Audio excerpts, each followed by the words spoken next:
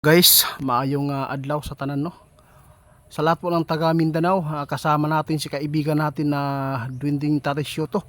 Magtatanong po tayo, update po tayo sa Ada na bagyo, kung gaano po ba ito kalakas, kung kailangan bang palikasin ang mga tao, kung saan ay nagbabala si kaibigan sa mga malapit sa dagat at saka doon sa mga sapa, lalo na sa mga tinatamaan po ng baha noon. Kaibigan, salamat po, kayo po ay nandito. Nais ko talagang magtanong sa inyo, kumusta po ang bagyong Ada? May impormasyon po ba kayo na nakuha? Ha? Ay guys, mayroon po siyang impormasyon. Ano po yung kaibigan? Parang na takot ako dito dahil po kasi may nagpaabot eh. Sobrang napakadelikado daw yung mga nasa malapit sa sapa daw. Eh, salamat guys, good news itong ipinapaabot na impormasyon ni kaibigan ngayon sa bagyong Ada guys, sa lahat po ng taga Mindanao no.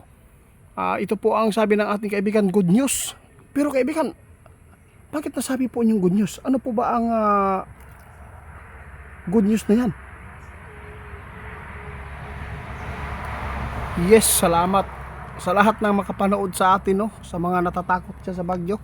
Ito yung bagyo na pinakauna. Huwag po daw kayong mag-alala, sabi ng ating kaibigan, dahil po hindi ito malakas. Hindi ito malakas na bagyo, hindi. Mahina lang itong mga idol. Sana po, no, yung mga nagpanik ngayon, sana makapanood po kayo, lalo na yung nag-request sa atin dito. Yung mga malapit sa sapa o yung mga binabahaan noon, no, kung mas mabuti kung mag-umpisa na po ang bagyo o malakas talaga ang ulan, kayo na lang po ang mag-ano dito. Tingnan po ninyo ang ulan, kung gaano ito katagal matapos yung pag-ulan at ang lakas, kasi ma-estimate po daw ninyo yan kung malaki ba ang maano ng baha dyan, di ba kaibigan? Oo, hindi pa daw kayo palikasin dyan, no? Titingnan lang ninyo kung ano po katagal matapos yung ulan. Kung aabot po ng isang araw, mas maganda ay lilikas po kayo. Basta sinabi natin kaibigan, good news po ito na hindi po ito malakas. Salamat po kaibigan eh. Oo, grabe, ang dami po ngayon ang natatakot tungkol po dito. Dahil sa nangyayari noon sa Cebu, kaya napakaraming nag-request sa atin, kaya ito po ang naitanong ko sa inyo, kasi gusto ko talaga may update yung mga pangyayari, lalo na ay nabuo na ang bagyo, tropical na yun. Sus, Diyos ko, sana totoo itong sinabi ng mga kaibigan natin, mga idol, na hindi daw ito malakas at hindi po niya pinapaalis ngayon ang tinatamaan ng bahaan noon sa bagyo.